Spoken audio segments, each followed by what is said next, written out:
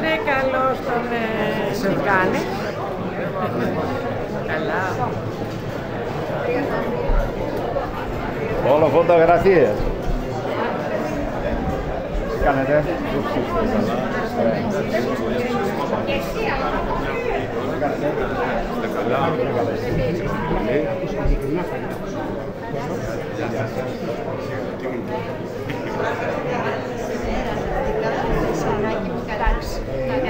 Τι κάνετε, εδώ σας βγάλει μια φωτογραφία. Ναι. Φωτογραφία είναι ναι. Ευχαριστώ. Θα λείψω από τις 3 του μήνα μέχρι τις 4. Αλλά δεν έχει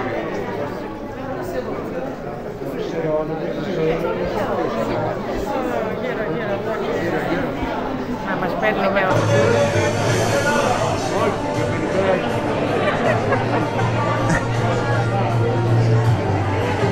είσαι φοβερός, Γιατί? Δεν υπάρχει.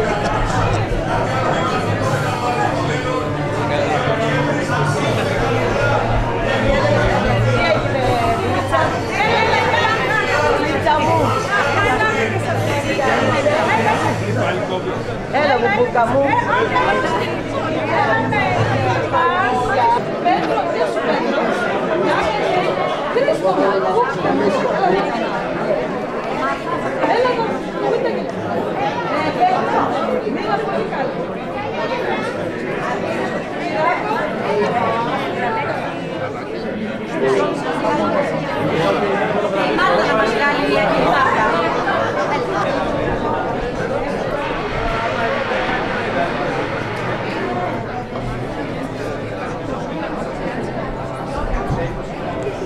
Να πάρω και εσάς που είστε μόνος.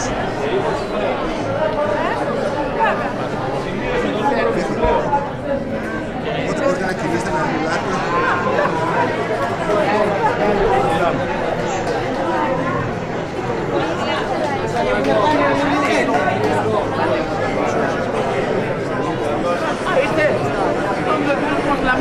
Έλα, γύρισα.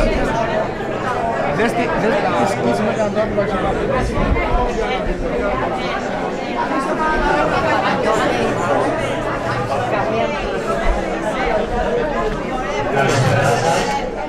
Έχω κάτι καρτάκια, πού είναι?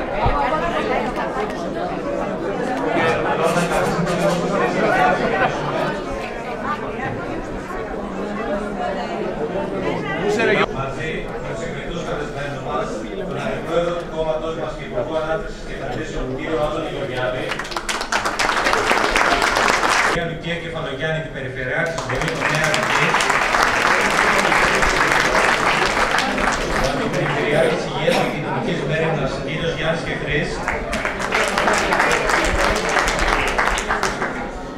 η κυρία Μάρτα Σαμαρά, συνεργάτηδα του κύριου Κουμουτσάκου και μέλος της Πολιτικής Επιτροπής, ο πρόεδρος της Β1ΔΕ, κύριος Αβραλάκος Σπύρος. Μια ανάλυση πάνω σε θέματα που έχουν να κάνουν με την σημερινή μερίδα. 4 χρόνια μεταρρυθμίσεις, η Ελλάδα μπροστά. Δεν ξέρω αν υπάρχει ένας λογικός άνθρωπος που έχει δίλημμα στο τι πρέπει να γίνει μπροστά στις επόμενες εκλογές. Αλλά αν σκεφτούμε τι τετραετία ζήσαμε την περίοδο του Τσίπρα και τι επιτεύγματα έγιναν στην περίοδο της κυβέρνησης Μητσοτάκη, η απάντηση είναι πάρα πολύ απλή. Και είναι πάρα πολύ απλή για τη χώρα, για την Ελλάδα, για τις οικογένειές μας, για τα παιδιά μας. Αυτό ακριβώς το ζήτημα είναι που πρόκειται να συζητήσουμε σήμερα. Θέλω μόνο να σκεφτείτε ότι μια χώρα που αντιμετώπισε τις πανδημίες, τις επιπτώσεις του πολέμου στην καρδιά της Ευρώπης, την παγκόσμια κρίση, την ενεργειακή κρίση και που έχει καταφέρει να βρίσκεται πρώτη σε ρυθμό ανάπτυξης σε όλη την Ευρώπη. Μια χώρα με μεταρρυθμίσεις σε όλους τους τομείς. Μια χώρα με ένα τόσο πλούσιο έργο έχει μπροστά της μία επιλογή. Νέα Δημοκρατία και Κυριάκος Μητσοτάκης.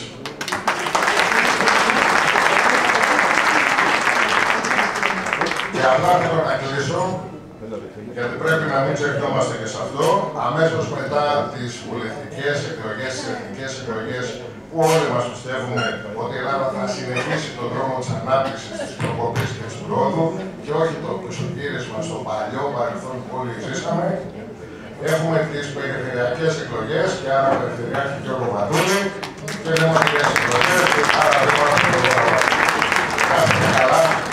Περιμένουμε να ακούσουμε τον Άδωνη, τον κύριο Παπαθανάση, τον κύριο Κουμουτσάκο, τον κύριο Κερίδη και τη φίλη μου τη Φωτεινή Βρίνα. Σε όλους ευχόμαστε τα καλύτερα σε αυτή την πορεία προς εκλογές. Τα καλύτερα ευχόμαστε στην χώρα. Να είστε καλά.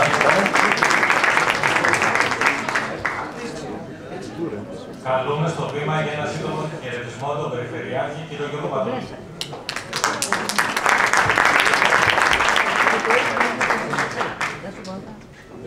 Καλησπέρα σε όλους. Όπως είπε και ο Θόδωρος, εδώ είναι για να ακούσουμε, αγαπητέ κύριε Πρόεδρε της τοπικής, εκλεκτά στελέχη του κόμματός μας, θα έλεγα από τα πιο εκλεκτά στελέχη. Να συγχαρούμε τον κύριο Πελεγράτη για την δραστηριότητα αλλά και την ενέργεια αυτή. Μπράβο, Χρήστο, μπράβο. Ένα βασίλειος τέλεχος του κόμματός μας και προφανώς να πω για διαφορετικούς λόγους με όλους τους ομιλούντες και τις ομιλούσα. Είμαστε φίλοι, ξέρουμε την αγωνιστική τους διάθεση, ξέρουμε ότι έχουν στηρίξει το κόμμα μας σε πολλές χρονικές στιγμές. Για τον άλλον τον Γεωργιάδη νομίζω ότι δεν χρειάζεται να λέμε πολλά. Είναι μαχητής του κόμματός μας και αντιμετωπίζει όλα τα κύματα όποια και να είναι. Τον αγαπητό Νίκο τον Παπαθανάση κρατάει καλά, ό,τι και να τους πούνε θα είναι λυπής, γιατί έχει την αλήθεια και το δίκιο με το μέρος του. Τον Γιώργο τον Κουμουτσάκο, ο οποίος έχει πιστέψει με άριστο τρόπο σε όποια σημεία για που έπρεπε να τεθεί. Τον εκλεκτό και όχι μόνο για τα εξωτερικά ζητήματα φίλο μας, τον κύριο Κερίδη, που ξέρει να λέει και πώς το λέει. Και επιτρέψτε μου και την αγαπημένη μου την Φωτεινή τη Βρίνα, η οποία υπήρξε και στέγανος παράταξης του Πατέρα και καλή επιτυχία του κόμματος. Καλή δύναμη, δεν μασάμε. Το καλοκαίρι θα έχει η κυβέρνηση της Νέας Δημοκρατίας για τον Κυριάκο τον Μητσοτάκη και τον Υπουργό. Και πάμε για τα άλλα. Το Μαρούσι έχει απαντήσει διαφορετικά για την νίκη. Έχουμε βρει τον δήμαρχό μας και τον συνεχιστή της δικής μας προσπάθειας. Λέγεται Θόδωρος Παπαδόπουλου. Και βέβαια, επιτρέψτε μου, και εμείς θα συνεχίσουμε το δικό μας έργο για την επόμενη πενταετία με τη νέα αρχή για την περιφέρεια Αττικής. Καλές νίκες, καλή παραγωγή. Και μετά εσένα είπα εγώ φώνηξα. Καλώς στο βήμα, τον πρόεδρο της Β' Μαρουσίου, κύριο Χρήστο Πελεγράτη.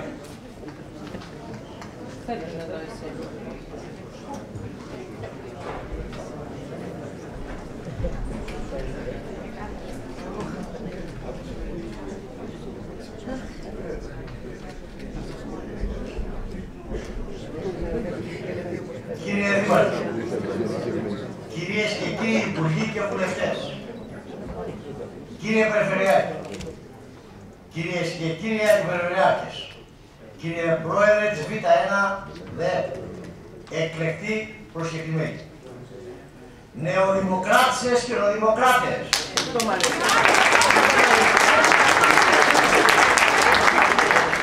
συμμαχίτριες και συμμαχητές στις επάρξεις του μεγάλου μας κόμματος της Νέας Δημοκρατίας, σας καλωσορίζω και πάλι. Απόψε έχουμε τη χαρά και την τιμή να φιλοξενούμε στην πόλη μας, το Μαρούσι, καταξιωμένους υπουργούς βουλευτές, αλλά και υποψήφια βουλευτή, που κοσμούν το πάνελ μας σε αυτό το φιλικό χώρο του Δήμου μας. Γι' αυτό ευχαριστούμε τον Δήμαρχο, κύριο Θεόδωρο Παπατζόγλου.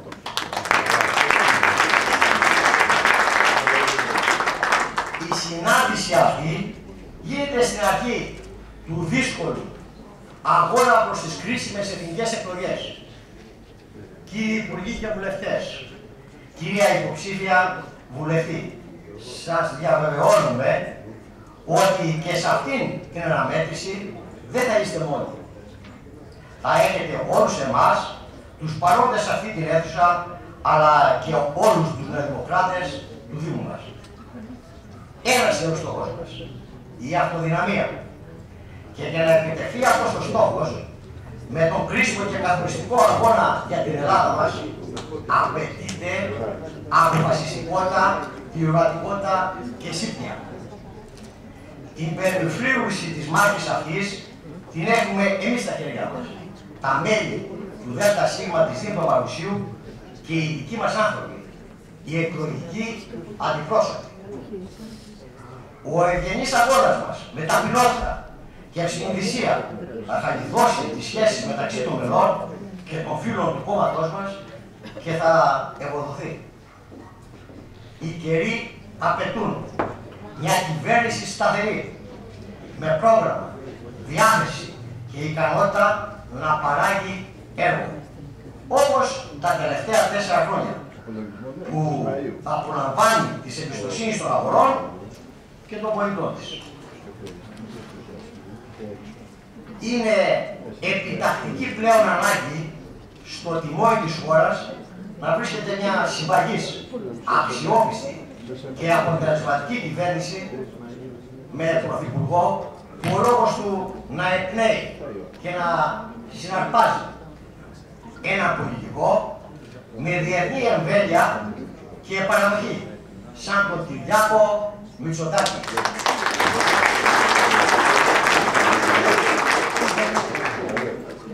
Που δεν φοβάται να πει την αλήθεια και δεν διστάζει να ζητήσει συγγνώμη σε αυτούς που πικράθηκαν, λυπήθηκαν και βυθίστηκαν στο πέθος από τις αστοχίες παρελθόντων ετών.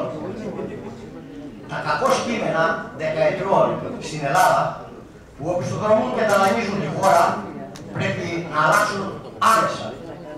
Και η μόνη ελπίδα για αυτή την αλλαγή είναι το κόμμα μας, η Νέα Δημοκρατία. Με το όραμα, την αποφασιστικότητα, την ασάρτητη βούληση και τις γνώσεις του Κυριάκου Μητσοτάκη μπορεί να οικοδομηθεί η νέα Ελλάδα που πραγματικά μας αξίζει. Οι παθογένειες του παρελθόντος δεν χρειάζονται αοριστηλουργίες, μεγαλοστομίες, μαθητευόμενους μάγους. Απαιτείται έμπρακτη φερεγγιότητα. Κυρίες και κύριοι, η Ελλάδα αλλάζει. Στον δρόμο προς εκλογές πρέπει να αναγνωρίσουμε πως η κυβέρνηση επί μία τετραετία αντέδρασε θετικά στις απανωτές εισαγόμενες κρίσεις. Αντιμετωπίστηκαν καταστάσεις με εγρήγορση, στόχευση, οικονομική αξιοπιστία, διπλωματική συνέπεια, εσωτερικό ενωτικό κλίμα και ισχυρές ένοπλες δυνάμεις. Η αξιοπιστία μας αναγνωρίστηκε από τις αγορές και η ανάπτυξη χτύπησε την πόρτα μας. Παρατηρήθηκε πρωτοφανής για τα ελληνικά δεδομένα προσέλκυση των μεγαλύτερων επενδυτικών από το εξωτερικό, με τους δικούς μας όμως κανόνες και όχι με αυτούς που έχουν μάθει να επιβάλλουν αυτοί. Συμφωνείτε κύριε Γεωργιάδη? Όταν λέτε κάτι έχεις πάντα συμφωνώ.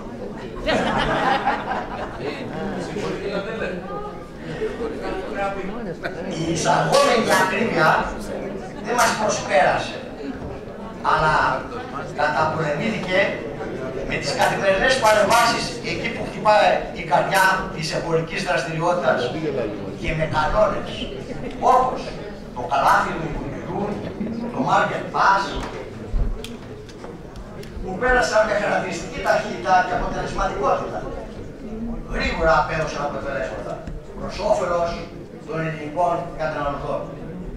Η χώρα μας ξεπέρασε όλες τις χώρες της Ευρώπης, απορριφώντας τα περισσότερα κονδύλια του ΕΣΠΑ και του Ταμείου Ανάκαμψης και πραγματοποιώντας σημαντικά και σπουδαία έργα. Ψηφίστηκε ο πολύ σημαντικός αναπτυξιακός νόμος, ο 4399 και 4337.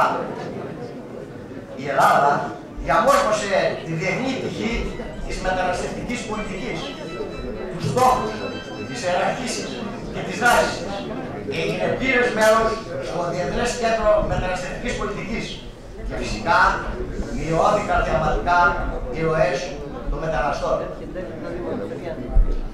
Η πολιτική θέση μας έγινε κεντρική θέση στην Ευρωπαϊκή Ένωση και οδηγηθήκαμε στην Πρωτοκαθεδρία, συμμετέχοντας στην Κοινοβουλευτική Συνέλευση του Συμβουλίου της Ευρώπης και στην Επιτροπή Νομικών Υποθέσεων και Ανθρωπίνων Δικαιωμάτων. Η Ελλάδα πάει μπροστά. Δεν μπορούμε να επιστρέψουμε στη μιζέρια του παρελθόντος.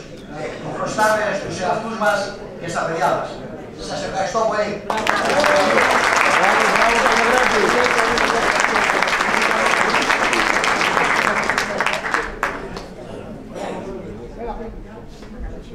Πριν δώσω το λόγο στον εξαιρετικό κύριο Υπουργό, κύριο Γεωργιάδη, θα δούμε ένα βίντεο. Παρακαλώ.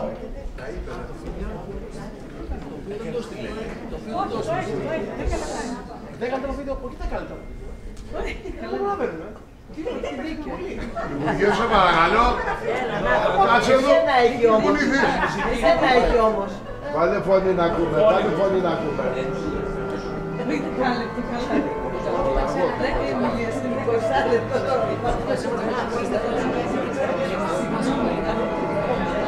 Δηλαδή, Υπουργέ, όλο το ίδιο Υπουργείο. Αν υπήρχε κάποιο συνώνυμο της αυτοπεποίθησης στην πολιτική, αυτό θα ήταν το όνομά του. Από τότε που εμφανίστηκε στο δημόσιο βίο, άλλωστε, ξεκίνησε από πίστη στον εαυτό του. Γι' αυτό και δεν φοβήθηκε. Είχε τη στόχα του ηγέτη που σπανίζει στις μέρες μας.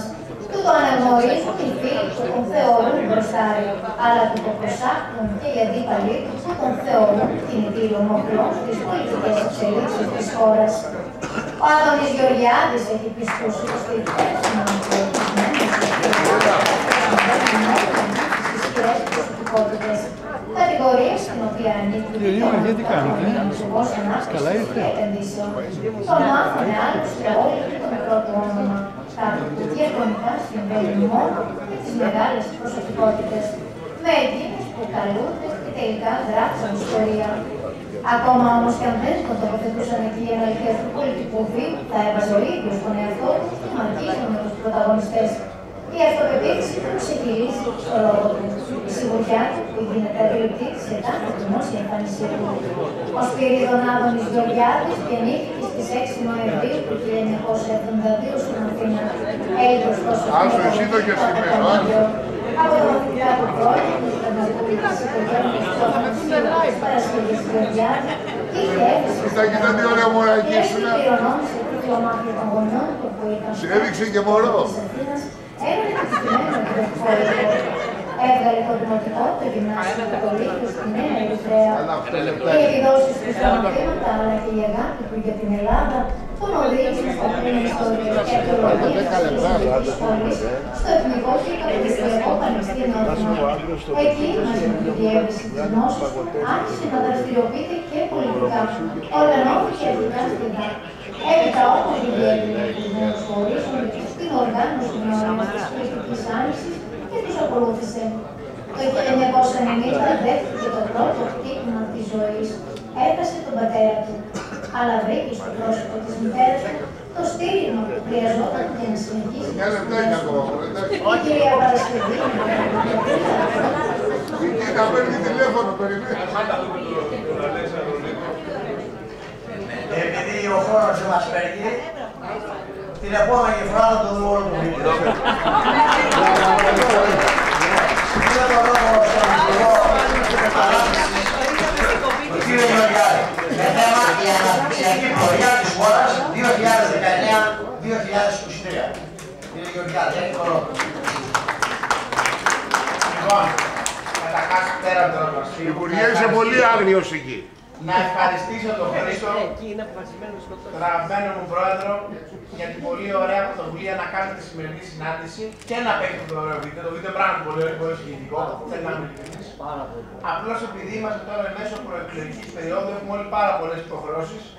Εγώ έχω άλλες 4 ομιλίες σήμερα και μετά έχω και τηλεοπτική συνέντευξη. Οπότε είναι τα πράγματα λίγο πιεσμένα. Μπαίνω λοιπόν πολύ γρήγορα. Καταρχάς λίγο με την επικαιρότητα. Τι θα πει ΣΥΡΙΖΑ. Πιάνουν αυτόν τον καλό άνθρωπο τον Νίκο τον Παθανάση, τον βρίζουν χθες το πρωί ότι κατάφερε λέει να πετύχει κούρεμα 97% στο δάνειο του 1,8 εκατομμυρίων που πήρε. Αυτό είναι το πρωί. Στην αρχή άρχισα να γράφω το Βαξεβάνι με 4 ανοησίες. Είχα πει και εγώ, με το τράβα του Βαξεβάνι τώρα θα παίξει χαμηλά. Όμως το σήκωσε ο ΣΥΡΙΖΑ, γιατί το άρθρο δεν του Βαξεβάνι, δεν του Τσίπρα. Αυτό θα κάνει όλα. Βλέπετε το γλυκό προσωπάκι, ένας λασπολόγος οικοπάντηλος. Είμαστε και ψεύτες. Λοιπόν, αυτός λοιπόν ο άνθρωπος τα οργανώνει όλα και βάζει το Βαξεβάνι το πολλάκι να κάνει αυτά τα πράγματα. Κάποια στιγμή εκεί γύρω στο μεσημέρι δεν άντεξα, άλλο ξέσπασα εκεί στο σπίτι, ήταν σαν το σφάπελ μου. Λοιπόν, μετά από κάνα μισάωρο που έσανε πρώτο σφάπελ, τα γυρίζανε. Εκεί δεν εννοούσαμε λέει κούρεμα, εννοούσαμε κάτι σαν κούρεμα. Το κούρεμα, 97% έγινε κάτι σαν κούρεμα. Σήμερα το πρωί άλλαξε και το κάτι σαν κούρεμα, έγινε κάτι σαν κούρεμα στις εγγυήσεις. Ούτε αυτό υπάρχει. Δηλαδή, τρίχες κατσαρές. Μόνο και μόνο για να χτυπήσουν τον πανάξιο Νίκο Παθανάση. Και την ίδια ώρα είχαν βγάλει μία ανακοίνωση ότι ο βουλευτής Κεφαληνίας της Νέας Δημοκρατίας έβγαλε στον πληστηριασμό ένα σπίτι στην Κεφαλονιά.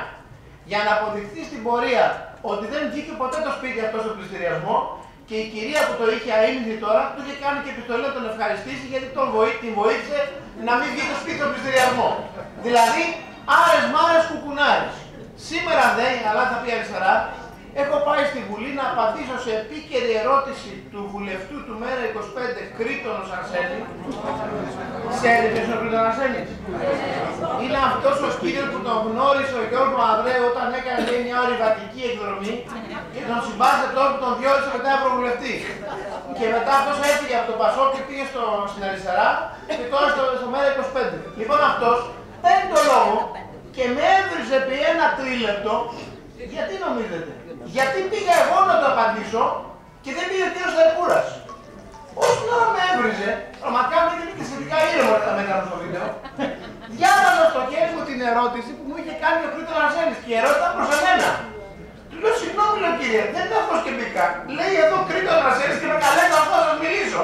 Τότε κάπου σοκαρίστηκε γιατί κατάλαβε μάλλον και κάνετε ερώτηση σε λάθος υπουργό. Λοιπόν πραγματικά με τέτοια κωμωδία που έχουμε να μπλέξουμε. Πρέπει να καταλάβετε κάτι. Εγώ τα λέω τώρα σε κάποιους αρέσει, κάποιους δεν αρέσει, αλλά είναι φύση μου. Η αριστερά είναι μια ομάδα προβληματικών ανθρώπων, οι οποίοι δεν μπορούν να συνεργαστούν στον πραγματικό κόσμο, αλλά όλη την ημέρα σκέφτεται ποια καινούργια ανοησία θα πει ο ένας με τον άλλο και ποιο διαγωνισμό ανοησία θα κάνουν ένα της Ελλάδος. Και θέτω ένα ερώτημα. Μπορούμε να αφήσουμε ξανά τη χώρα μας σε αυτούς τους ανθρώπους για να καταστρέψουμε όσα κάνουμε αυτά τα χρόνια? Και μπαίνω αμέσως στο ερώτημα που έθεσε ο κύριος Μπελεγράτης, ο πρόεδρος, αφού τον συγχαρώ για την ομιλία του, αφού πω για άλλη μια φορά ότι οι ΔΥΜΤΟ αποτελούν οργανικό κομμάτι της παράταξής μας και της πορείας μας προς εκλογές. Εγώ πάντα το λέω, χωρίς τις δημοτικές μας οργανώσεις και τις δημαρχιακές μας οργανώσεις, Σπύρο, δεν μπορούμε να δούμε τον προεκλογικό μας αγώνα με επιτυχία. Η νίκη είναι συλλογική, είναι ομαδική προσπάθεια και θέλω για άλλη μια φορά να συγχαρώ τον Μαρούσι για το εξαιρετικά καλό κλίμα που έχετε πάντα μεταξύ των ανθρώπων. Εμείς αυτά τα 4 χρόνια στο Υπουργείο Ανάπτυξης και Επενδύσεων προσπαθούμε να μιμηθούμε λίγο τη ΔΥΜΤΟ Αμαρουσίου και να κρατήσουμε με τον Νίκο το ίδιο καλό κλίμα στο Υπουργείο Ανάπτυξης. Όπου θα σας πω σήμερα δεν το πιο σπαρταριστό, είμαι βέβαιος ότι Μήτσο Κερίδης θα πέσει κάτω τα γέλια τώρα. Αυτός ο αθεόκος ο Βαξεβάνης πήγε σήμερα στο ραδιόφωνο εκεί της Αυγής, στο κόμμα, δεν ξέρω πια απ' όλα, και τι είπε? Ότι εγώ με τον Παθανάση μισιέμαι και ότι παραθώ με την κίνηση που κάνω τον υπερασπιστό, τον παγιδεύσω να κάνει μήνυση και αγωγή για καταστροφή. Με τον Νίκο Παθανάση 4 χρόνια δεν έχουμε ανταλλάξει μία κουβέντα. Είμαστε μόνο πολιτεία την πρώτη μέρα. Ούτε αυτό δεν μπορεί να καταλάβει το μικρό μυαλό του. Γιατί μέσα έχουν μόνο τους το μίσος και την τοξικότητα. Εμείς λοιπόν, με πνεύμα συνεργασίας, με εργατικότητα, με αγάπη για την Ελλάδα, καταφέραμε αυτά τα 4 χρόνια τα εξής. Στις ιδιωτικές επενδύσεις έχουμε ρεκόρ αιτήσεων στον αναπτυξιακό νόμο. Σε μία μόνο πρόσκληση έχουμε αιτήσεις όσες έγιναν τα 5 χρόνια ΣΥΡΙΖΑ. Στην ανάπτυξη είμαστε σταθερά στις πρώτες 3 θέσεις ανάπτυξη στην Ευρωπαϊκή Ένωση, όταν επί ΣΥΡΙΖΑ ήμασταν πάντα τελευταίοι. Πάντως, στο ΕΣΠΑ παραλάβαμε τη χώρα μας θέση 19, την έχουμε σταθερά στην πρώτη θέση. Στο νέο ΕΣΠΑ, παραδοσιακά η Ελλάδα ξεκινούσε τελευταία, ξεκινήσαμε πρώτη από όλη την Ευρώπη και τώρα όμως στον αέρα προγράμματα από το νέο ΕΣΠΑ η μοναδική χώρα σε όλη την Ευρωπαϊκή Ένωση. Στη βελτίωση του επιχειρηματικού περιβάλλοντος ανεβήκαμε σύμφωνα με τον Economist 16 θέσεις σε 3 χρόνια. Έχουμε το παγκόσμιο ρεκόρ ταχύτητας βελτίωσης του επιχειρηματικού περιβάλλοντος. Στις ιδιωτικές επενδύσεις ξεκολλήσαμε όλες τις μεγάλες ιδιωτικές επενδύσεις, Ελληνικό, Ελούντα, Χίλ, Κασιόπη κλπ. Παραλάβαμε 3 ναυπηγεία κλειστά, παραδίδουμε 3 ναυπηγεία ανοιχτά και ρίξαμε την ενεργεία κατά 7 μονάδες.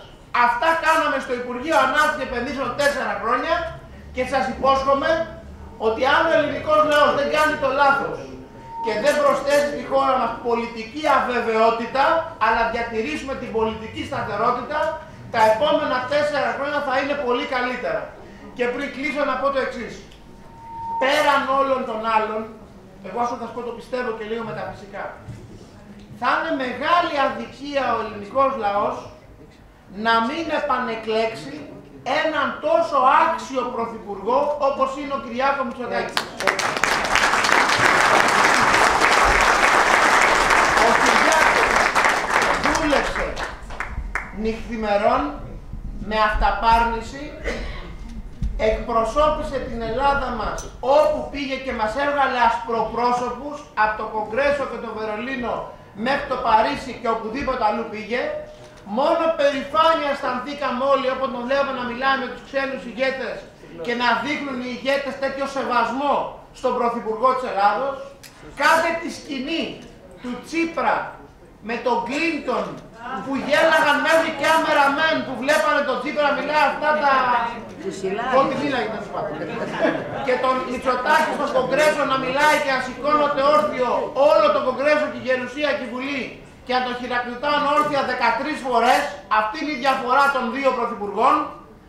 Και τρέξτε όσο μπορείτε περισσότερο, διότι, και με αυτό κλείνω, και πρέπει να φύγω γιατί έχω ομιλία του Παπάγου, μετά έχω ομιλία στη Φυσιά, μετά πρέπει να τρέξω. Λοιπόν, δεν θα περιμένω να ακούσω ούτε τον Παπαδανάση σήμερα. Δημήτρη μου, να είμαστε καθαρισμένοι. Δεν είναι θέμα διάκριση. Γιατί πραγματικά μου είναι αδύνατο. Γιώργο, μου εσύ δεν με παρεξηγείς, το ξέρω. Και παρεξηγούμε εμείς. Έρχομαι λοιπόν και λέω το εξής. Η απλή αναλογική είναι η χειρομοβίδα που άφησε ο Τσίπρας πριν φύγει. Μην τον πιστεύετε όταν λέει ότι δεν θα κάνει κυβέρνηση παρά μόνο να είναι πρώτο κόμμα. Ο άνθρωπος είναι παθολογικός ψεύτης και δεν μπορεί να πει αλήθεια ούτε κατά λάθος.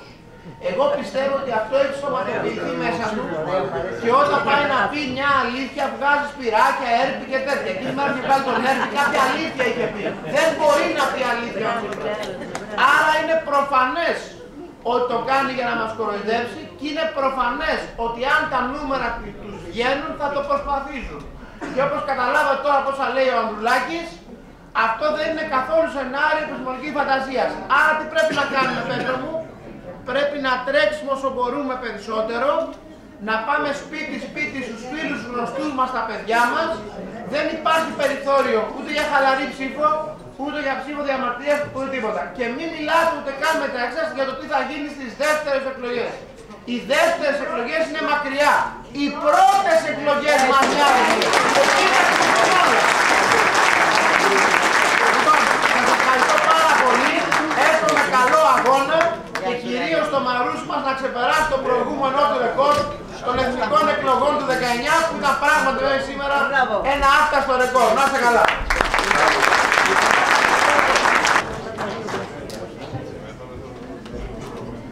Ευχαριστούμε πολύ τον κύριο Υπουργό. Ελάτε εδώ για μια φωτογραφία. Κύριε Σπυρό, έλα. Να λες ευτυχώς που ο Τσίπρας είναι ψεύτης και είμαστε στην Ευρώπη ακόμα. Αυτό είναι αλήθεια. Ευτυχώς. Πού θα την κάνω. Βγάλε, Βγάλε ρε παιδί μου, βγάλε. φαίνεσαι.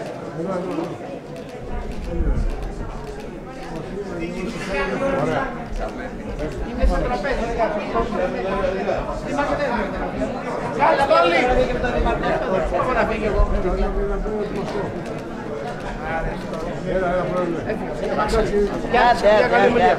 Γεια σου, γεια σου.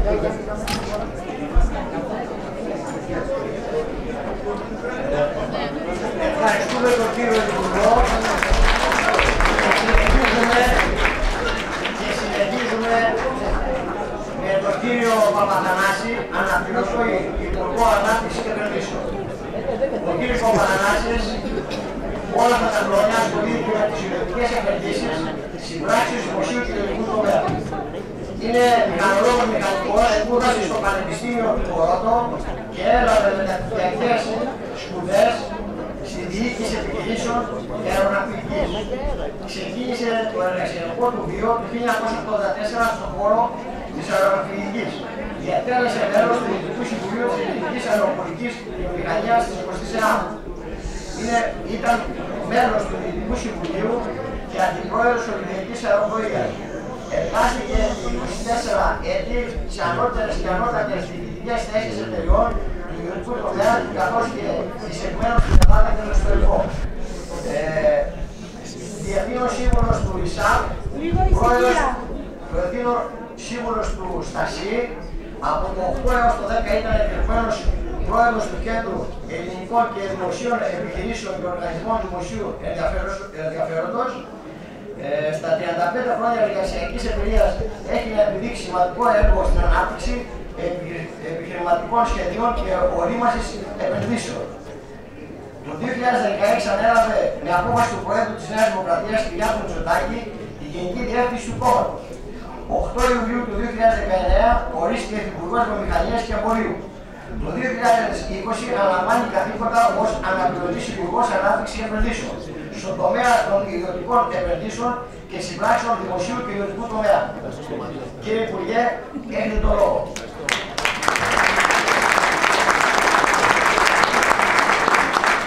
Κυρίες και κύριοι, τις τελευταίες μέρες δέχομαι μία αήθη και λασπολογική επίθεση από το βασικό εργαλείο δολοφονίας χαρακτήρων του ΣΥΡΙΖΑ που λέγεται Βαρσεβάνης και Ντοκουμέντο. Αντέχω σε αυτή την επίθεση επειδή με στηρίζει η αγάπη σας.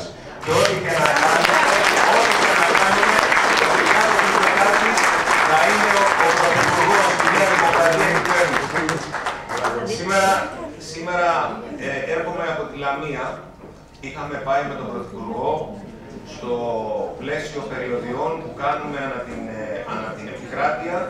Είναι η 6η περιφέρεια που επισκεπτόμαστε και εκεί, κυρίες και κύριοι, καταρχάς να ξεκινήσω, κύριε Πρόεδρε, συγχαρητήρια ειλικρινά για την διοργάνωση και για όλη την καταπληκτική αυτή ευκαιρία που μας δίνεται να μιλήσουμε για ένα πολύ σημαντικό θέμα.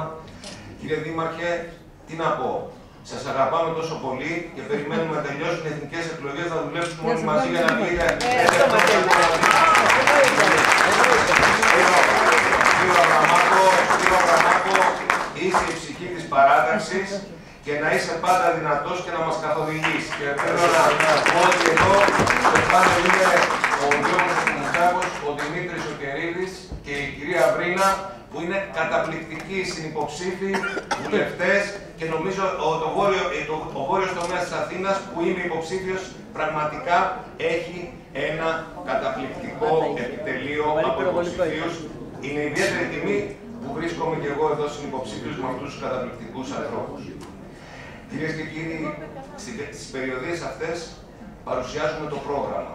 Και δεν είναι ένα απλό πρόγραμμα, είναι κάτι το οποίο υλοποιείται. Σήμερα στην περιφέρεια Στερεάς Ελλάδας παρουσιάσαμε 480 έργα, 4,2 δισεκατομμύρια ευρώ, 480 έργα τα οποία τρέχουν, συν άλλα 300 έργα σε σημείο ιδιωτικών επενδύσεων. Δηλαδή 480 έργα και 300 ιδιωτικές επενδύσεις. Αυτό είναι το μέλλον της Ελλάδας. Αυτό είναι το σήμερα και το αύριο. Αυτό είναι που πρεσβεύουμε εμείς ως Νέα Δημοκρατία. Επειδή μίλησε ο Υπουργός για το τι κάναμε στο Υπουργείο Ανάπτυξης, να σας πω ότι όταν παραλάβαμε έπρεπε να αλλάξουμε το επιχειρηματικό περιβάλλον, το επενδυτικό περιβάλλον. Το κάναμε με μεταρρυθμίσεις. Στο Υπουργείο Ανάπτυξης έχουμε μετρήσιμους στόχους. Ή έχουμε ανάπτυξη ή δεν έχουμε. Ή έχουμε εξαγωγές ή δεν έχουμε. Ή έχουμε άμεσες επενδύσεις ή δεν έχουμε. Και πρέπει να σας πω ότι κάθε ρεκόρ που μπορούσαμε να πετύχουμε, το πετύχαμε. Η Ελλάδα σε κάθε δείκτη βρίσκεται στην πρωτιά και η Ελλάδα είναι μπροστά από το ξεδίπλωμα ενός σχεδίου Marshall, και επειδή μέσα στη θεματολογία που μου έθεσε εδώ ο Πρόεδρος είναι να μιλήσω και για τον αναπτυξιακό νόμο και για το ΕΠΑ, η Ελλάδα είναι μπροστά στην αρχή ενός σχεδίου Marshall ύψους 80 δισεκατομμυρίων ευρώ που θα πέσει στην οικονομία.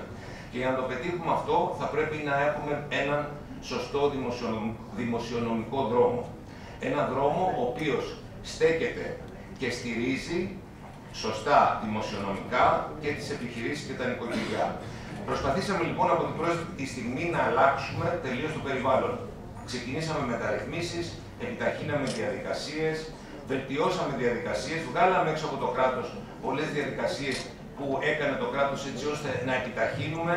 Το ψηφιακό κράτος και ο καταλήτης που λειτουργήσε, που ήταν η πανδημία, επιτάχυνε πολύ τις διαδικασίες και βρεθήκαμε μπροστά σε μια τεράστια επιθυμία επενδυτική, όχι μόνο Ελλήνων, αλλά και ξένων επενδυτών. Αυτή η επιθυμία η επενδυτική φαίνεται ότι επηρεάζεται από τις εκλογές. Πριν από ένα διάστημα δεν ετίθεται το θέμα σε οποιαδήποτε συζήτηση από επενδυτές αν θα συνεχίσουν. Σήμερα το πρώτο πράγμα που ρωτούν είναι αν θα σχηματιστεί αυτοδύναμη κυβέρνηση της Νέας Δημοκρατίας. Ενδιαφέρει τους ξένους και ενδιαφέρει τους Έλληνες επενδυτές μία σταθερή κυβέρνηση και ο Κυριάκος Μητσοτάκης. Αυτόν εμπιστεύονται.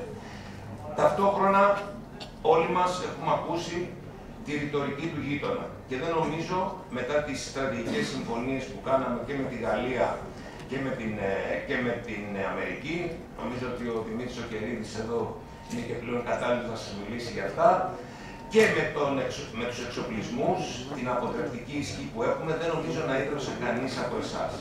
Μέσα λοιπόν σε αυτό το περιβάλλον το αναπτυξιακό που μας αφορά όλους, και θα σας εξηγήσω γιατί μας αφορά, γιατί αυτό δημιουργεί θέσεις εργασίας.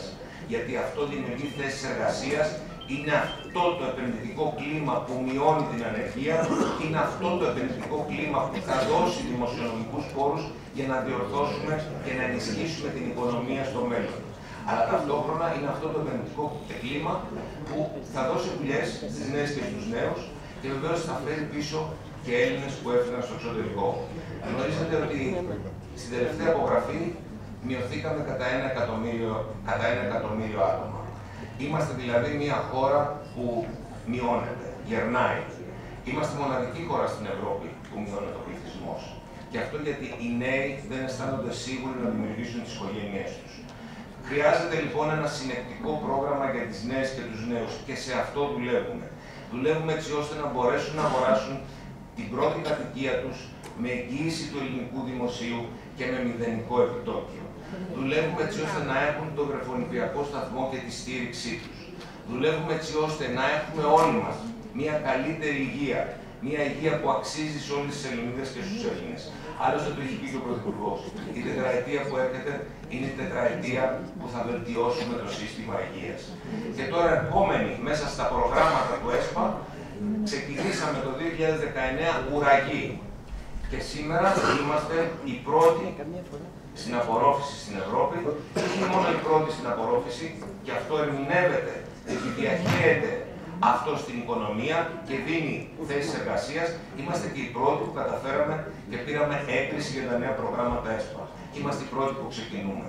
Τώρα, το 2023 ξεκινούν όλα τα προγράμματα και τώρα το 2023 θα αρχίσουν αυτά τα χρήματα να αραίουν μέσα στην οικονομία. Αυτό που πρέπει να βεβαιωθούμε είναι ότι πρέπει να στείλουμε το σωστό μήνυμα. Το μήνυμα ότι οι εκλογές που έρχονται είναι εθνικές. Και αν εμείς για τον οποιοδήποτε λόγο ή κάποιος από εμάς θέλει να στείλει ένα μήνυμα, να ξέρετε ότι ενισχύει ένα σενάριο που θέλει το σχηματισμό μιας κυβέρνησης των νικημένων. Δεν απέχει αυτό το σενάριο. Είναι ένα σενάριο που με την αποχή του ΚΚΕ μπορεί να συμβεί. Και το αποτέλεσμα αυτού είναι ότι θα μπορούσαν να αλλάξουν τον εκλογικό νόμο και να μπούμε σε μια αέναη προβληματική κατάσταση. Γι' αυτό λοιπόν δίνουμε ισχυρή εντολή. Και δίνουμε ισχυρή εντολή γιατί θέλουμε η Νέα Δημοκρατία να έχει σαφές προβάδισμα, έτσι ώστε να αποτρέψει κάθε σκέψη σχηματισμού αυτής της κυβέρνησης. Σε αυτές τις εκλογές λοιπόν δουλεύουμε όλοι μαζί.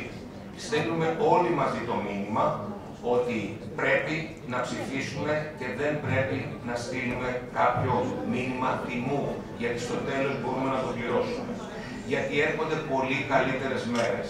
Γιατί όσο η ανάπτυξη προχωρά, πολλά πράγματα που έχουν μείνει πίσω μπορεί να διορθωθούν. Το κακό κομμάτι, αυτό το κακό κομμάτι της Ελλάδας που δεν καταφέραμε να το διορθώσουμε, που ήταν το θέμα του ΟΣΕ, είναι πλέον κάτι το οποίο το έχουμε βάλει σε προτεραιότητα. Δεν μπορούμε να γυρίσουμε πίσω τον χρόνο, αλλά μπορούμε να σχεδιάσουμε το μέλλον. Είμαστε εδώ γιατί η νέα κυβέρνηση του Κυριάκου Μητσοτάκη έχει να φέρει καλύτερη υγεία, ένα συνεκτικό πρόγραμμα για τους νέους, έτσι ώστε να δημιουργήσουν τις οικογένειές τους. Βεβαίως, είναι κάτι το οποίο έρχεται δυνατά και πρέπει όλοι να σταθούμε ενωμένοι. Όλοι οι Έλληνες ενωμένοι. Και επειδή στις εκλογές αυτές, εάν επιθυμείτε να με στηρίξετε, η μόνη ευκαιρία που υπάρχει είναι στις πρώτες εκλογές.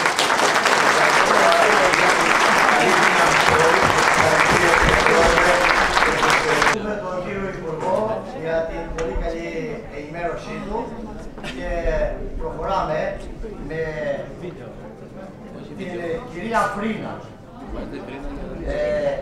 Η κυρία σαν υποψήφια βουλευτή. Με θέμα στη μέση κυρία. Και στεγαστική πολιτική. Θα παίξει ένα βίντεο, παρακαλώ. Ένα μικρό, πολύ μικρό. Η κυρία Ρίνα, υποψήφια βουλευτή του Βουλευτή Τομέα. Παρακαλώ. Γεια σου, Φωτεινή. Καλησπέρα. Χαίρομαι πραγματικά που βρίσκομαι εδώ στο Μαρουσί και θέλω να πω ότι χαίρομαι γιατί εδώ είναι ένας πολύ αγαπημένος μου φίλος από τα παλιά, ο Δήμαρχος ο Θόδωρος Αβρατσόλου. Αλλά χαίρομαι γιατί επειδή προέρχομαι από την αυτοδιοίκηση, πριν από λίγο είδατε ότι ήταν εδώ ο περιφερειάρχης μας, τον οποίο πραγματικά πιστεύω ότι πρέπει να τον στηρίξουμε και μετά τις εθνικές εκλογές νομίζω ότι ο αγώνας θα είναι για την τοπική αυτοδιοίκηση. Δεν θα πω για... Όλοι ακούσαμε πριν τι γίνεται αυτή την περίοδο. Ένας άνθρωπος που αποφάσισε να ασχοληθεί με την πολιτική στοχοποιήθηκε γιατί έτσι αποφάσισε ο ΣΥΡΙΖΑ και αυτός ο Νίκος ο Παπαθανάσης. Πιστεύω ότι, ξέρετε, ακολουθεί λίγο ο ΣΥΡΙΖΑ την κεμπελική φιλοσοφία. Πες και κάτι θα μείνει, αλλά ο συγκεκριμένος άνθρωπος νομίζω ότι το ήθος του το γνωρίζετε όλοι.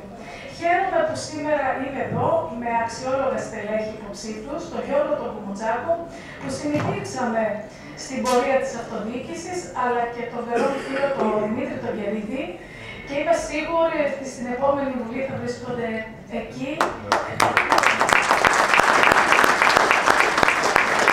Πολύ γρήγορα, εγώ θα αναφερθώ στα θέματα που αφορούν την οικογένεια. Και πιστεύω ότι ο Πρωθυπουργός πραγματικά υλοποίησε ίσως και περισσότερα από όσα είχαμε στο πρόγραμμά μας. Τι εννοώ με αυτό? Όλοι γνωρίζετε ότι το πρόβλημα το δημογραφικό είναι πάρα πολύ έντονο.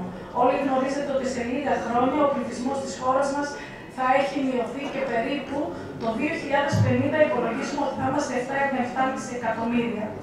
Έγκαιρα λοιπόν ο Πρωθυπουργός προχώρησε σε μέτρα όπως είναι η ρύθμιση που έκανε για το επίδομα γέννησης που ήταν το ύψος περίπου 2.000 ευρώ. Προχώρησε όμως και άλλαξε και άλλα πράγματα. Άλλαξε το θέμα της έδωσε μεγάλη έμφαση στην προστασία της μητρότητας, έτσι ανέβασε την άδεια της μητέρας για τον ιδιωτικό τομέα στους 6 μήνες, αλλά μην ξεχνάμε ότι τώρα πλέον η μητέρα πήγε στους 9 μήνες και πληρώνεται με τον κατώτατο μισθό, όπου πια ο κατώτατος μισθός πρέπει να πούμε ότι η Νέα Δημοκρατία μετά από τόσα χρόνια έφτασε στα 780 μεικτό, 667 καθαρό. Να πούμε ότι σε αυτό όλο συμπεριέλαβε και τον πατέρα, γιατί μια οικογένεια μεγαλώνουν τα παιδιά και οι δύο γονείς μαζί. Έτσι, έδωσε τη δυνατότητα να έχουμε 4 μήνες επιπλέον άδεια και στον πατέρα. 7 μέρες άδεια με αποδοχές επίσης έδωσε σε περίπτωση ασθένειας, σε περίπτωση που υπάρχει πρόβλημα ασθένειας στην οικογένεια στον πατέρα. Και να πάμε στις ταντάδες της γειτονιάς που πιλωτικά ξεκίνησε και είμαι σίγουρη ότι το επόμενο διάστημα όλο αυτό θα μεταφερθεί σχεδόν σε όλους τους Δήμους. Αναμόρφωση των όρων χορήγησης άλλων 3 βασικών επιδομάτων. Έχουμε τη στέγαση του παιδιού, των ορεινών και μειονεκτικών περιοχών. Αλλαγές είχαμε και στα επιδόματα, όπως είναι το κοινωνικό επίδομα αλληλεγγύης, που πλέον ονομάστηκε στο ελάχιστο εγγυημένο εισόδημα. Όλα αυτά μαζί θα τα αναφέρω γιατί οι 2 προηγούμενοι υπουργοί, και ο κύριος Παπαθανάσης και ο κύριος Άδωνης, αν και είναι του δικού τους Υπουργείου, δεν αναφέρθηκαν σε άλλα, αλλά το καλάθι του νοικοκυριού, για το οποίο τόσο πολύ λιδωρήθηκε η Νέα Δημοκρατία, πρέπει να σας πω ότι πέτυχε. Πέτυχε στην έννοια ότι αυτή τη στιγμή μπορέσαμε να κρατήσουμε σταθερά κάποια προϊόντα από τους 1.200 κωδικούς, όχι τους 150 προϊόντα, τους 1.200 κωδικούς. Μόλις 70 κωδικοί έχουν παρουσιάσει αύξηση, οι άλλοι 70 παρουσίασαν μείωση και 1.000 μείναν σταθεροί. Αυτό, γιατί κάποιοι νομίζουν ότι είναι απλό και εύκολο. Όχι, έχει βοηθήσει. Και επειδή ακούμε πολλές φορές στην τηλεόραση, με έχετε ακούσει και εμένα και λένε συνέχεια ότι αυτά τα προϊόντα δεν είναι καλά. Πρέπει να σας πω να τα εμπιστευτείτε και είναι καλά. Απλώς είναι προϊόντα που δεν έχουν την επωνυμία της εταιρείας. Είναι όμως από τον ίδιο παραγωγό. Δεν θα πω ότι η ακρίβεια δεν υπάρχει. Η ακρίβεια υπάρχει και είναι εδώ γιατί πάμε όλοι στο σούπερ μάρκετ. Πρέπει όμως να δούμε τι άλλο έδωσε συνολικά στην οικογένεια. 500 εκατομμύρια δόθηκαν στους ευάλωτες συμπολίτες τα Χριστούγεννα. Καταργήθηκε η εισφορά αλληλεγγύης στους δημοσίους υπαλλήλους και στους συνταξιούχους. Δόθηκε το 7,75 στους συνταξιούχους μετά από 12 χρόνια. Ναι, υπάρχει θέμα με την προσωπική διαφορά, το λέω για όποιους βρίσκονται σήμερα εδώ. Όμως, επειδή και αυτό το επίδομα που σήμερα μέχρι 31 περίπου Μαρτίου θα δοθεί, αυτά τα 200, 250 και τα 300 είναι ένα ποσό. Δεν είναι ένα ποσό το οποίο πρέπει να λέμε επιδοματική πολιτική. Όχι, δεν είναι επιδοματική πολιτική, είναι μια πολιτική στήριξη σε αυτές τις δύσκολες στιγμές που περνάμε. Να πάω στη στεγαστική πολιτική, γιατί το δημογραφικό, όπως σας είπα, σημαντικό ρόλο παίζουν οι νέοι. Και εδώ, για τους νέους, εκτός από όλα τα άλλα που ακούσαμε, αύξηση του κατώτατου μισθού, το επίδομα της γέννας, τα 2.000 ευρώ, πάμε και πολύ γρήγορα να αναφερθώ στη στεγαστική πολιτική. 4 προγράμματα. Πρόγραμμα το σπίτι μου, κοινωνική αντιπαροχή, πρόγραμμα κάλυψη, ανακαινίζω νοικιάσω. 4 σημαντικά προγράμματα. Το πιο σημαντικό, και σε αυτό θα αναφερθώ, για τα άλλα θα είμαι εδώ να σας πω αν κάτι θέλετε, το πρόγραμμα σπίτι μου. Νέοι από 25 έως 39 ετών, με ετήσιο εισόδημα από 10.000 ευρώ έως το όριο που προβλέπεται για τη χορήγηση επιδόματος θέρμανσης, μπορούν να συμμετέχουν σε αυτό το πρόγραμμα. Τα κίνητα πρέπει να έχουν αξία περίπου 200.000 ευρώ. Είναι μια μεγάλη προσπάθεια που γίνεται να μπορέσουν οι νέοι να αγοράσουν σπίτι με μόλις ένα δάνειο υποτυπώδες που μπορώ να σας πω ότι πολλές φορές είναι και κατώτατο του μισθού. Και αυτό γιατί το δάνειο καλύπτεται έως 90% της αξίας του από την κυβέρνηση και μόνο το 10%. Το 75% λοιπόν από τη ΔΥΠΑ και το υπόλοιπο θα δίνεται από τις τράπεζες. Για τους τρίτεκνους και τους πολυτεκνούς το δάνειο θα είναι άτομο. Και αυτό που είναι σημαντικό να καταλάβουμε είναι ότι αν μια οικογένεια αποκτήσει το τρίτο παιδί και έχει πάρει το δάνειο, τότε αμέσως το δάνειο μετατρέπεται σε άτομο. Όλα αυτά, μαζί και με άλλα μέτρα τα οποία πήρε η κυβέρνηση, θεωρώ ότι αυτή τη στιγμή πραγματικά είναι ο Πρωθυπουργός, ο Κυριάκος Μητσοτάκης, αγκάλιασε την οικογένεια. Και την αγκάλιασε τη στιγμή που έφτιαξε το Υπουργείο της Δημογραφικής και Οικογενειακής Πολιτικής. Είμαστε εδώ για να σας πούμε ότι λάθη γίνονται. Λάθη έγιναν. Μόνο όταν κάποιος δεν δουλεύει και δεν εργάζεται, δεν κάνει λάθη. Γι' αυτό θα πρέπει να δείξουμε κατανόηση και να πάμε να ψηφίσουμε όποτε γίνουν οι εκλογές τη Νέα Δημοκρατία και φυσικά να σας ζητήσω κι εγώ το Σταυρό, τη βοήθειά σας και τη στήριξή σας.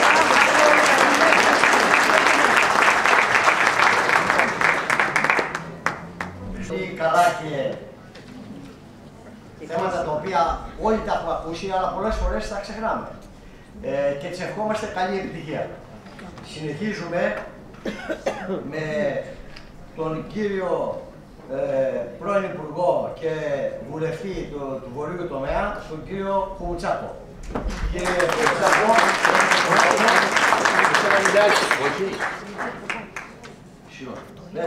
έχει ένα βιντεάκι, απλώς μας ζήτησε να κάνουμε παραγωγή και δεν έχουμε κάνει, κατάλαβα. Ευχαριστώ, στην ομάδα μου λέω, ευχαριστώ πολύ. Πριν δώσω το λόγο στον κύριο Υπουργό, θα ήθελα να μείνουμε στο βιντεάκι που είδαμε. Έχει πολύ σημασία. Σας έδειξε. Το 2014 τιμήθηκε με το βραβείο ΕΦΚΑΜ για τη συμβολή του στην διεθνής προβολή της ελληνικής ναυτιλίας κατά τη διάρκεια της θητείας του στο Ευρωπαϊκό Κοινοβούλιο. Είναι πολύ σημαντικό για Έλληνα.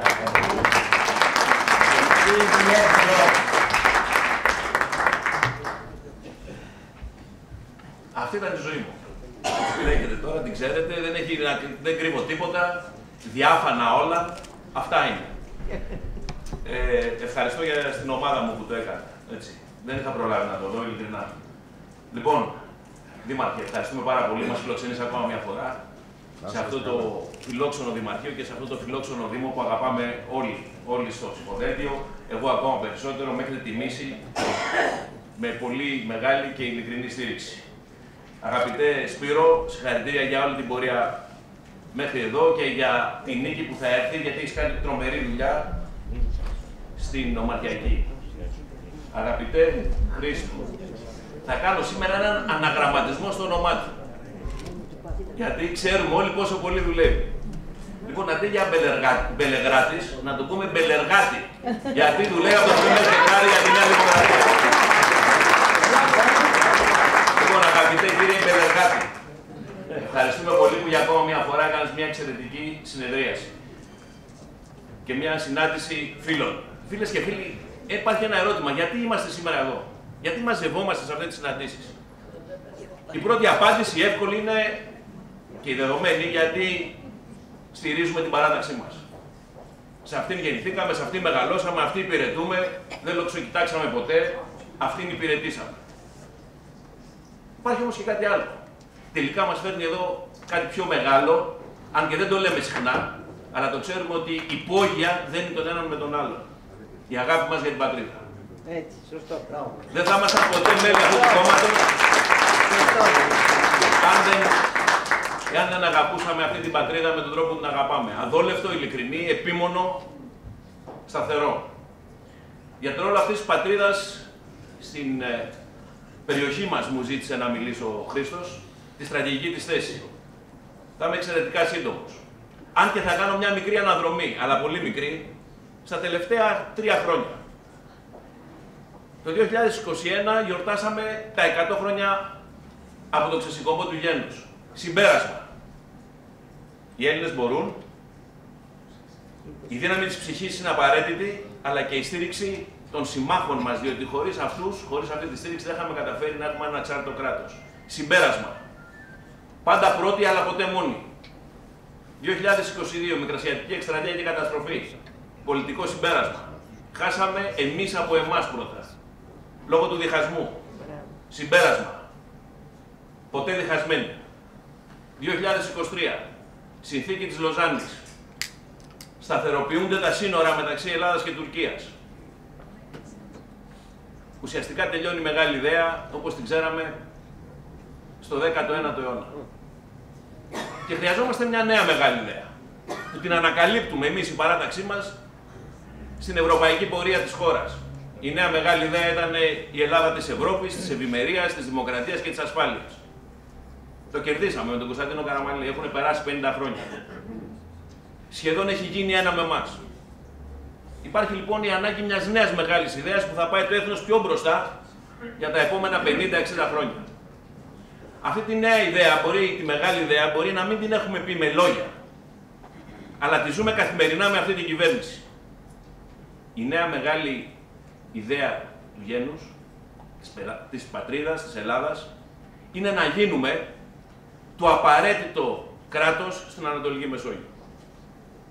Με μια στιβαρή, ισχυρή παρουσία και επιρροή. Να είμαστε μια περιφερειακή δύναμη.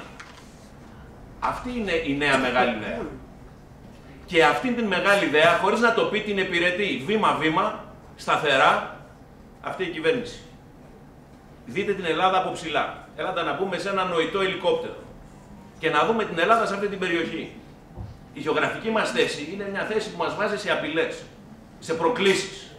Όμως δεν πρέπει να δούμε την γεωγραφική μας θέση ως γεωγραφική δουλεία. Δηλαδή ότι μας βάζει μόνο απέναντι σε προκλήσεις και απειλές. Αλλά σαν ένα στοιχείο δυναμισμού, στρατηγικής πρόοδου, στρατηγικής ισχύως της χώρας.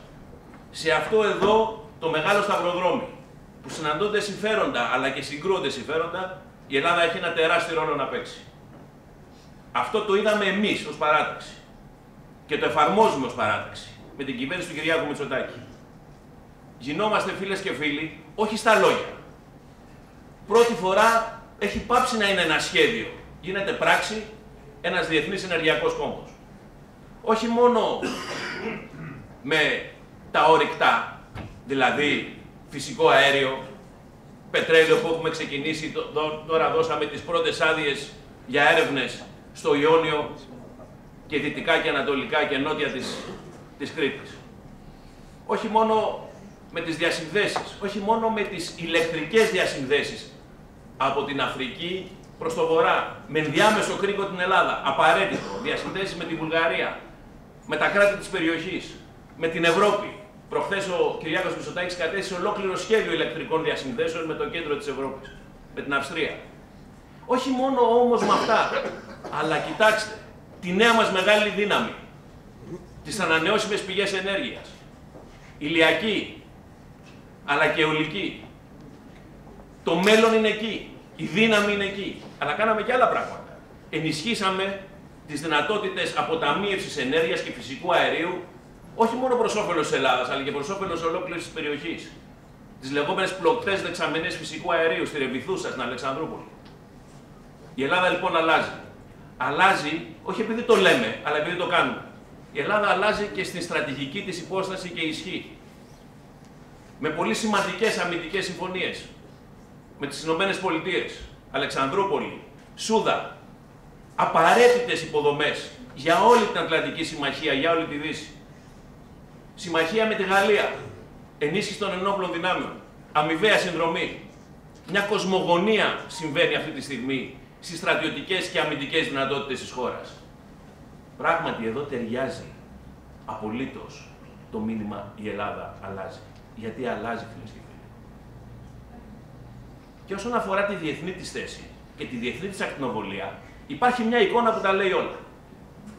Κυριάκος Μητσοτάκης στο Αμερικανικό Κογκρέσο. Μια ιστορική στιγμή για τη χώρα. Μοναδική, ξεχωριστή, αξέχαστη. Επιβεβαίωση των όσων λέω, και θα τελειώσω με αυτό, ο διεθνής τύπος.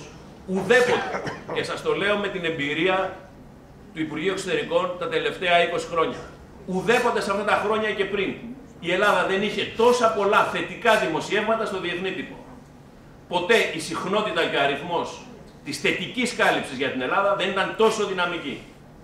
Πραγματικά αλλάζουν τα πάντα. Αποκτούμε κύρος, μας σέβονται, μας ακούν και όλο αυτό έχει ονοματεπώνυμο. Νέα Δημοκρατία, Κυριάκος Μητσοτάκης.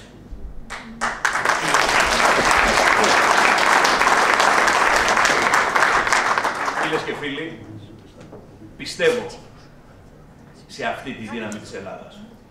Πιστεύω στο πεπρωμένο της. Μια πατρίδα ξεχωριστή, ισχυρή, λαμπερή, ευημερούσα, σταθερή. Και πιστέψτε με, γίνεται. Γίνεται γιατί το κάνουμε ήδη.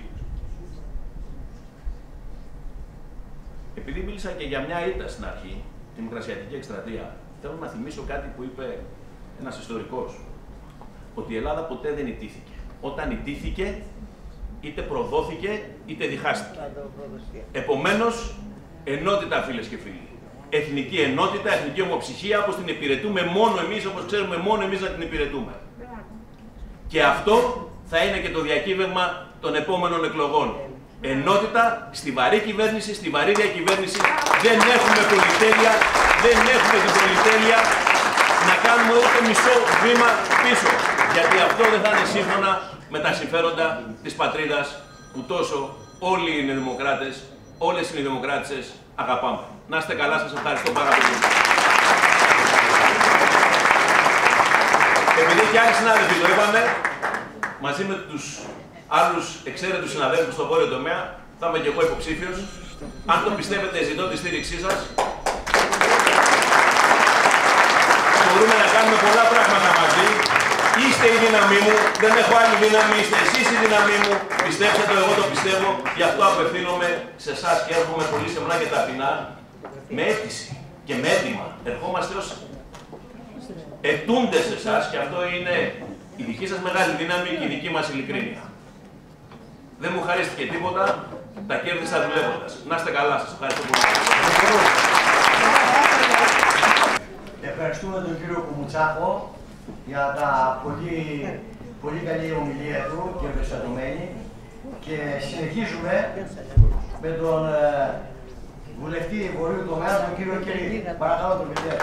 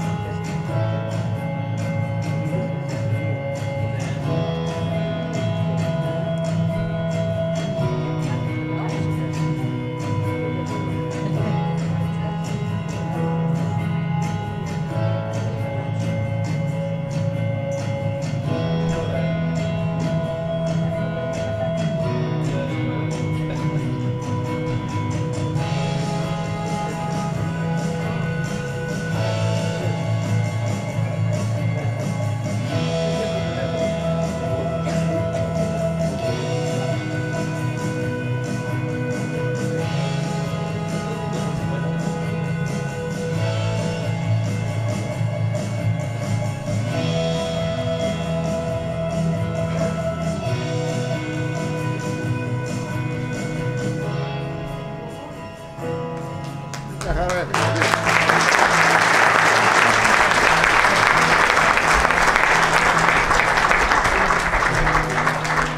Όλοι γνωρίζαμε τον κύριο Κερίδη ως πολύ καλό καθηγητή, αλλά τα τελευταία χρόνια τον γνωρίσαμε και πολύ καλό βουλευτή. Κύριε Βουλευτά, έχετε το λόγο.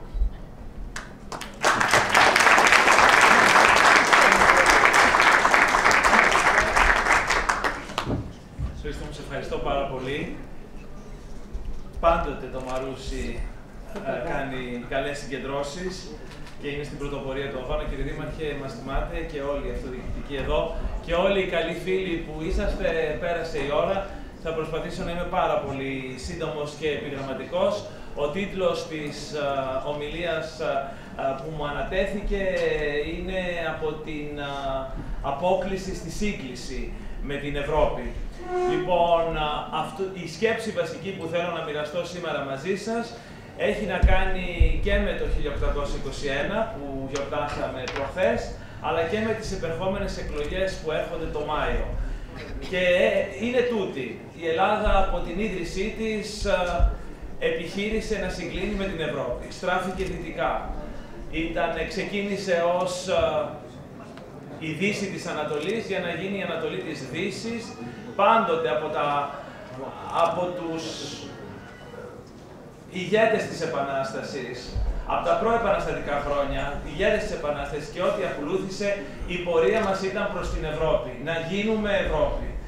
Και καταφέραμε πάρα πολλά αυτά τα 200 χρόνια, από την αρχή συνδεόμενοι με τις φιλελεύθερες δημοκρατικές ιδέες της Ευρώπης, προμαχώνας του συνταγματισμού, του κοινοβουλευτισμού, του κράτους δικαίου, των ανθρωπίνων δικαιωμάτων, με όλα τα προβλήματα και τις οπισθοδρομήσεις που είχαμε κατά καιρούς. Μετά τον Δεύτερο Παγκόσμιο Πόλεμο, καταφέραμε τα πρώτα 30 χρόνια μέχρι το 80 να συγκλίνουμε ραγδαία οικονομικά με την Ευρώπη.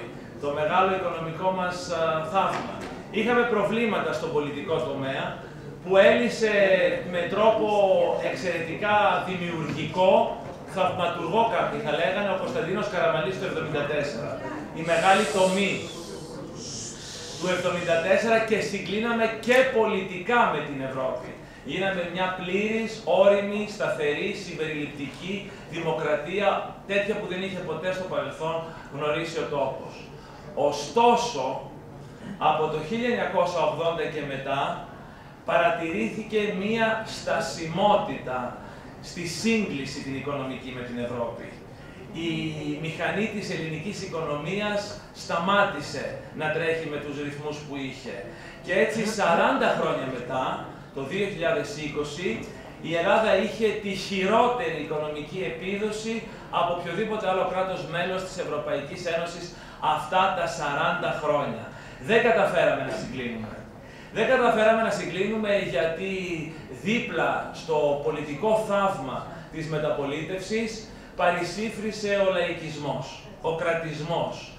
Μια σειρά από παθογένειες που δημιούργησαν πρόβλημα στην αναπτυξιακή δυναμική της ελληνικής οικονομίας, ιδίως μετά τη δεκαετία του 80. Και έτσι φτάσαμε σήμερα να κληροδοτούμε στην επόμενη γενιά ένα πολύ μεγάλο χρέος, το οποίο θα πρέπει αυτή να εξυπηρετεί και να αποπληρώσει, και μια κοινωνία δημογραφικά, διότι δεν είναι μόνο το οικονομικά, δημογραφικά γυρασμένη, με 3 εκατομμύρια συνταξιούχους. Το 2010 χρεοκοπήσαμε και μπήκαμε σε μια πάρα πολύ μεγάλη περιπέτεια, η οποία κράτησε περισσότερο από όσο θα έπρεπε, ιδίως εξαιτίας της κακής επιλογής που έγινε το Γενάρη του 2015. Την πληρώσαμε πανάκριβα το καλοκαίρι του 2015 και, εν πάση περιπτώσει, το 2019 είχαμε μια δεύτερη ευκαιρία. Να κλείσουμε την κρίση, να μην της επιτρέψουμε να γίνει παρακμή, να γίνει κάτι μονιμότερο, και πραγματικά τα καταφέραμε. Με τον Κυριάκο Μητσοτάκη και τη Νέα Δημοκρατία βάλαμε τελεία στην κρίση. Και όπως είπε και ο Άδωνης, από τον πάτο βρεθήκαμε στην κορυφή των επιδόσεων της Ευρώπης αυτά τα 4 χρόνια, και αυτή είναι η μεγάλη επιτυχία της διακυβέρνησής μας. Όμως έχουμε ακόμα πολύ δρόμο, διότι φτάσαμε στο 2023 Και οι Ισπανοί είναι πολύ μπροστά μας. Οι Πορτογάλοι μας έχουν αφήσει πίσω τους. Οι Πολωνοί που κάποτε μας κοιτούσαν με δέος το 1/4 του δικού μας εισοδήματος το 1990 μας έφτασαν. Οι Τσέχοι, οι Ούγγροι, οι Σλοβάκοι, οι Σλοβαίνοι και άλλοι Ανατολικοευρωπαίοι μας ξεπέρασαν. Και σήμερα στην Ευρώπη των 27, οι μόνοι που έχουμε πίσω μας είναι οι Βούλγαροι και οι Ρουμάνοι. Αυτό είναι μια τεράστια πρόκληση για τα επόμενα χρόνια. Επαναλαμβάνω, όλα έχουν να κάνουν με παθογένειες που ήρθαν και κυριάρχησαν τη δεκαετία του 80 και με πολιτικές δυνάμεις που θέλουν να μας φέρουν πίσω στη δεκαετία του 80 και στις καταχρήσεις εκείνης της δεκαετίας.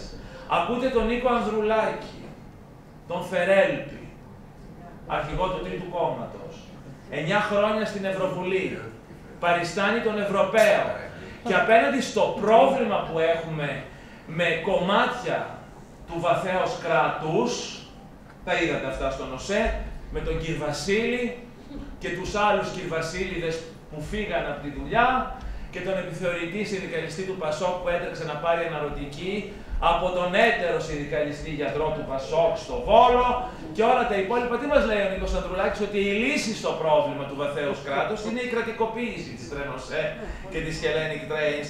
Ότι το κράτος θα λύσουμε το πρόβλημά του φτιάχνοντας μεγαλύτερο κράτος, περισσότερο κράτος και όχι καλύτερο κράτος, με αξιολόγηση, με αξιοκρατία.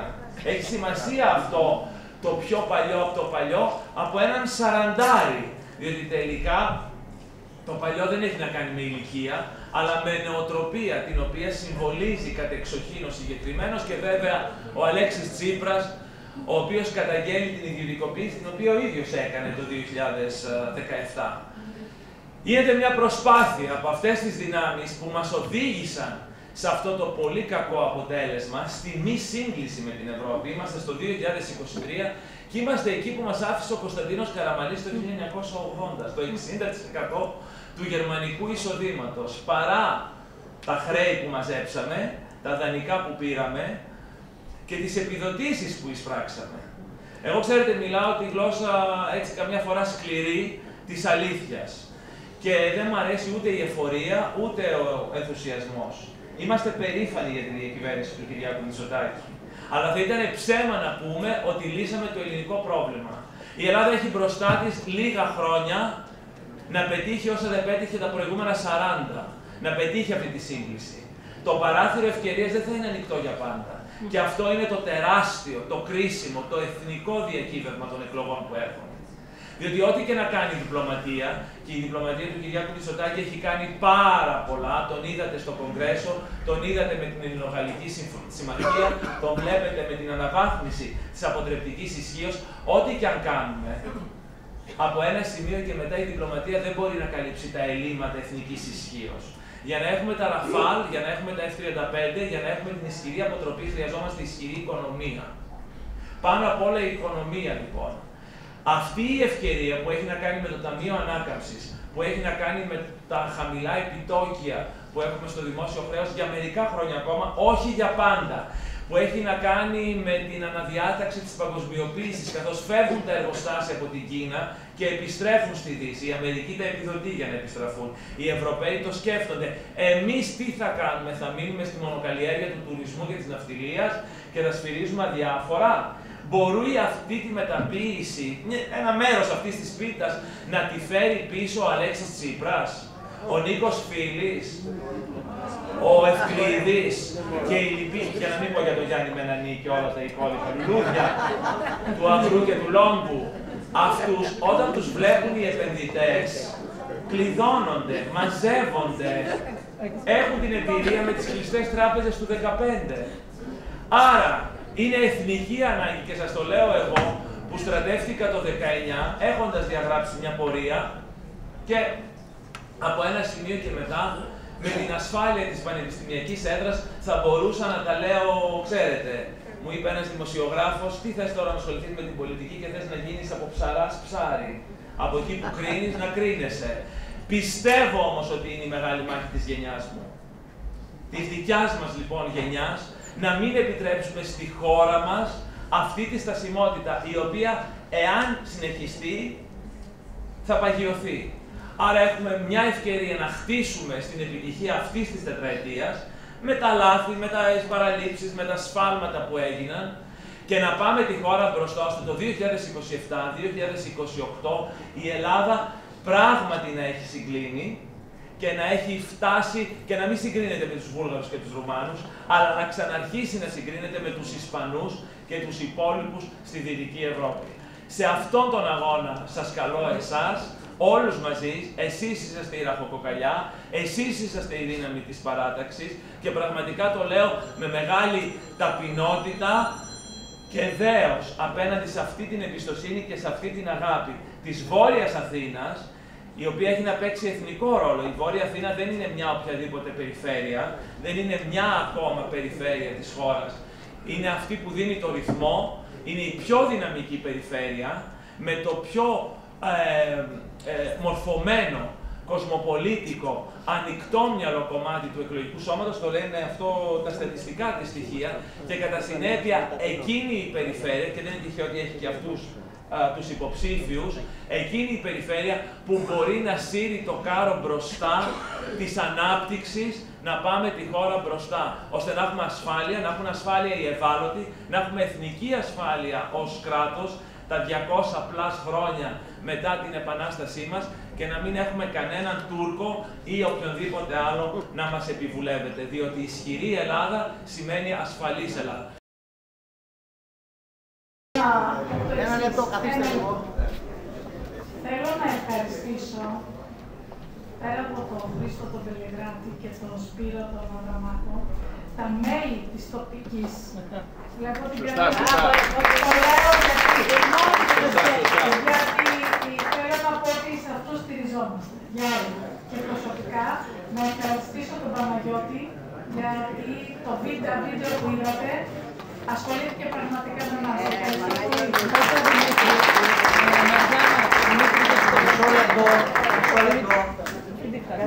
Μην μου πείτε ότι δεν σας καθήλωσε η ομιλία του κ. Κυρίδη. Έτσι λοιπόν, στο κανάλι Action 24 μας καθήλωνε όλους στα σπίτια μας στο καναπέ. Λοιπόν, του ευχόμαστε καλή επιτυχία. Και στο διπλανό, στο Άτικα. Επίσης, εγώ θα ήθελα και εγώ με τη σειρά μου να ευχαριστήσω όλα τα μέλη του ΔΣ.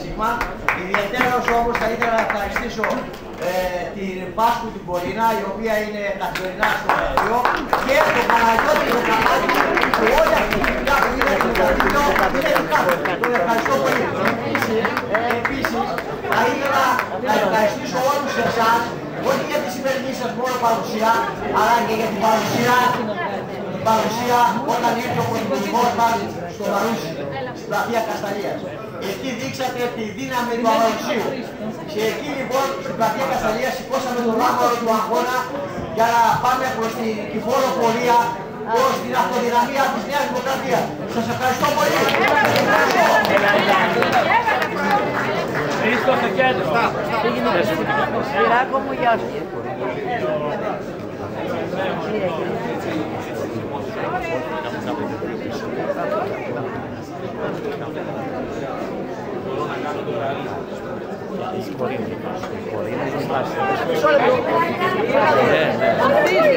Μα ό,τι θα κάνουμε θα βγει σε πάνω από το καφέ την άλλη εβδομάδα να μην πιούν ημέρα, κατάλαβες. Είναι μια κυρία που κάθεται εδώ πάνω. Δεν είναι.